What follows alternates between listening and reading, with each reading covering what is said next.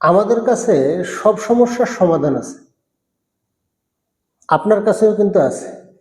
তবে সমস্যাটা হতে হবে অন্য কারো, মানে অন্য কারো সমস্যা হওয়ার যখন আমরা শুনি তখন আমরা এত সুন্দর সুন্দর উপদেশ দিতে পারি, এত সুন্দর সুন্দর বুদ্ধি দিতে পারি, অতুলনীয়, অভাবনীয়, অকল্পনীয়। কিন্তু সেম সমস্যা যখন আমরা পড়ি তখন আমরা এই বুদ্ধিগুলো কাজে লাগাতে পারি না। এর মেইন কারণ কি জানেন? এর মেইন কারণ হলো অলসতা।